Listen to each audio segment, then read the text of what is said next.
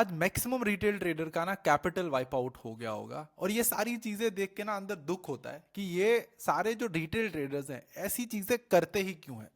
यहाँ पे आप देखो, सारे रिटेल ट्रेडर ने कल, मतलब मैक्सिमम रिटेल ट्रेडर ने इंडेक्स फ्यूचर्स में भी बाय किया था, स्टॉक फ्यूचर्स में भी हैवी बाइंग करी थी, इंडेक्स ऑप्शंस भी, कॉल ऑप्शंस हैवीली बाय करे हुए थे। क्या चीज देख के, पता नहीं क्यों, एक ही चीज रिटेल ट्रेडर देखते हैं कि अब यहां से मार्केट जो है वो रिवर्स करेगा।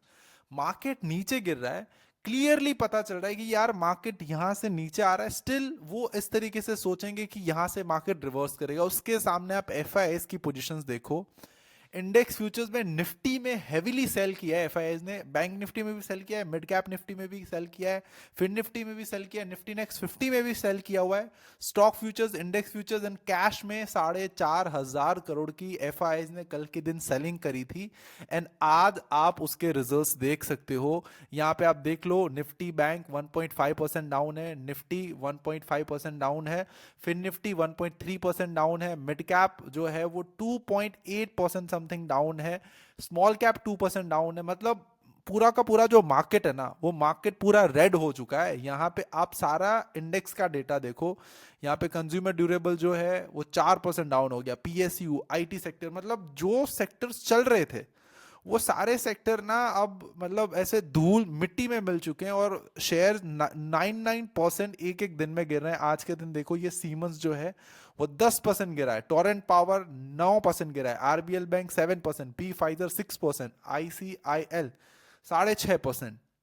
मतलब लगातार कितना बेचा है एफआईआईज ने, आप उसका अंदाजा नहीं लगा सकते। मुझे ऐसा लग रहा है कि आज के दिन भी एफआईआईज ने कम से कम 5 से 6 हजार करोड़ की जो सेलिंग करी होगी। बट अब बात करते हैं कि मंडे मार्केट कैसा ओपन हो सकता है, एंड मंडे मार्केट्स में मेरा क्या व्यू है। सो हेलो एवरीवन, मेरा नाम है दर्शन राठौड़, मैं हूं मार्केट्स में पिछले 9 सालों से। Let's start a market analysis video for Monday.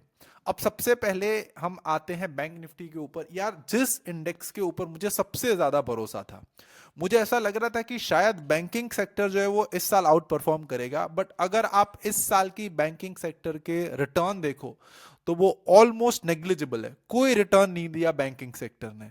मुझे जितनी उम्मीद थी ये सेक्टर से, उसने उतने बहुत कम रिटर्न दिया है। I don't know why, reason क्या है वो पता नहीं है। अब इसके पीछे 2-3 फैक्टर्स हैं जो कि मैं आगे आप सभी लोगों के साथ डिस्कस करने वाला हूं, बट फंडामेंटली ना थोड़ी बहुत चीजें करेक्ट हुई है, और इसी रीजन की वजह से हमारे मार्केट्स में वो हमें देखने मिलता है।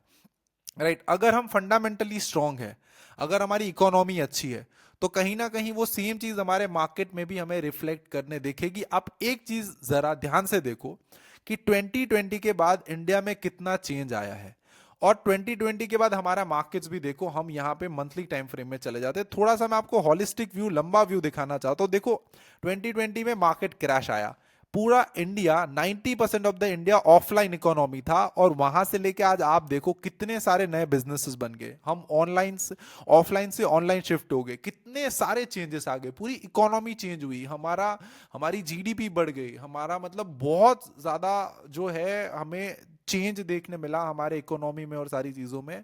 और यही ग्रोथ सेम हमें स्टॉक मार्केट में भी दिखी। और जब भी स्टॉक मार्केट जो वो हॉल्ट पे जाता है, या जब भी स्टॉक मार्केट डाउन जाता है, तो रीजन हमें बाद में पता चलता है, बट मार्केट पहले गिरने लगता है। और इसके पीछे भी शायद कोई ना कोई कारण है, कोई फंडामेंटल रीजन है जिसकी वजह से ये हो रहा है। अब ये Q2 के अर्निंग्स है, ये चाइना का स्टिमुलस पैकेज है, ये यूएस मार्केट की तेजी है, राइट, या डोनाल्ड ट्रंप के सैंक्शन है, या टैरिफ है, या फिर मोदी जी को इतनी ज्यादा अच्छी मतलब जो है वो पोजीशनिंग नहीं मिली है बीजेपी में। द रीजन इज दैट कि जो सीट्स मिलने वाली थी वो नहीं मिले। क्या रीजन है वो बाद में पता चलेगा, बट अब बात करते हैं मंडे की। सबसे पहले डेली टाइम फ्रेम में चले जाते हैं, और मार्केट उसी लेवल के आसपास आ गया है जहां पे हम नवंबर मंथ से हमने मार्केट ने ऊपर जाने की शुरुआत करी थी। अब यहाँ पे आ गया है। अब आप यहाँ से मेरा मार्केट में व्यू क्या है, देखो मैं थोड़े दिनों के लिए ट्रेडिंग को ना स्टॉप कर रहा हूँ। मैं अब ट्रेड करूंगा जनवरी से। मुझे कोई भी रिस्की ट्रेड नहीं लेना। मेरे अच्छे खासे रिटर्न बन गए, मोर देन 50% के मेरे रिटर्न है, मैं बहुत खुश हूँ। और अगर ये मैं ये ट्रेड करता ना, तो मेरे मतलब रिटर्न्स मतलब मैं बता नहीं सकता कि मेरे कितने रिटर्न्स हो सकते थे, बट ये मैंने लास्ट का ट्रेड मिस किया, ये मेरी सबसे बड़ी गलती होगी और ये गलती है मेरी कि जिसकी वजह से मैंने ये मिस करा। बट अब मेरे व्यूज़ क्या है मार्केट्स में, मुझे ऐसा लग रहा है कि शायद मार्केट जो है वो अब थोड़े टाइम पीरियड तक साइडवेज जा सकता है, ये मेरा नेक्स्ट वीक के लिए व्यू है। But Monday most probably market जो है या तो थोड़ा इस रेंज के बीच में ओपन होगा, बहुत बड़ा गैप अप जो है वो एक्सपेक्टेड नहीं है as per the price action, because जिस तरीके से सेलिंग हो रही है यार, बायर्स को वो मौका दिया ही नहीं जा रहा है जिसकी वजह से बायर्स थोड़े से भी उठ पाए, मतलब जैसे ही उठे एफआई धम के सेल कर देते हैं, राइट। तो थोड़ा सा गैप डाउन एक्सपेक्टेड है या फिर let's say minor gap up जो है वो एक्सपेक्टेड है, बट बहुत बड़ा गैप अप नहीं, बट स्टिल अभी भी मार्केट में जो व्यू है वो बेरिश है। क्या करना चाहिए उसके बारे में बताता हूं। अगर मार्केट लेट्स से ऊपर आता है, यहाँ पे आप देख सकते हो रेंज 51,000 के समथिंग आसपास ऊपर आता है और फिर वहां से जो वीकनेस दिखाता है तो एक शॉर्ट साइड की अपॉर्चुनिटी जो बनती है, तो शॉर्ट साइड का ट्रेड लेना चाहिए बैंक निफ्टी में भी।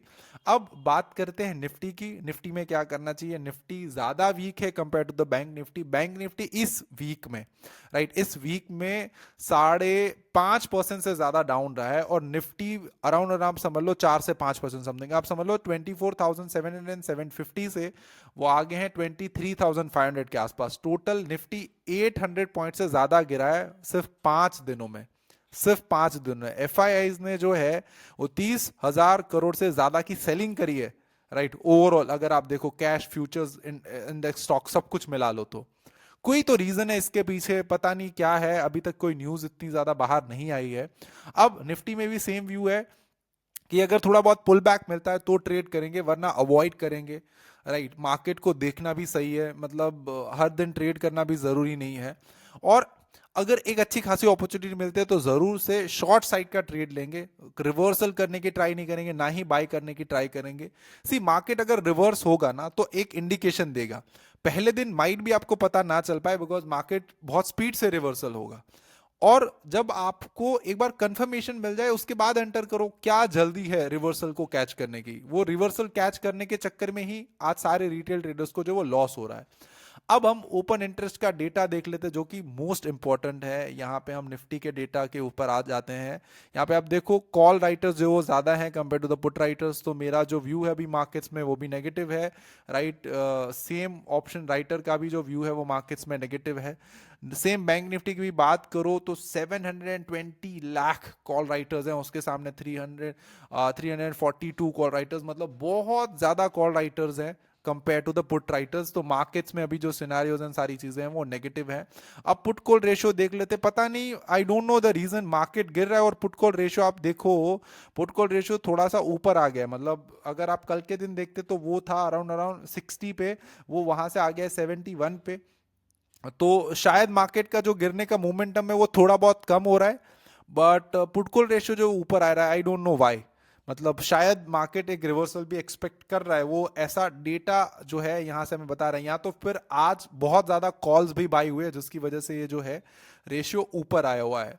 तो ये था मेरा आज का व्यू ऑफ द मार्केट्स। और शायद मंडे मार्केट जो है एक साइडवेज, मतलब एक ब्रेक इवन ओपनिंग भी दे सकता है, बिकॉज इतनी ज्यादा गिरावट के बाद या तो दो चीजें हो सकती है, मार्केट पॉज ले सकता है, हॉट ले सकता है, या फिर थोड़ा बहुत टाइम तक जो है वो साइडवेज जा सकता है। सो आई होप आज का ये जो वीडियो है आपको पसंद आया होगा, कुछ ना कुछ चीजें आपने सीखी एंड समझी होगी। Till then keep learning, keep earning and keep making money from the stock market. Have a good day, bye bye.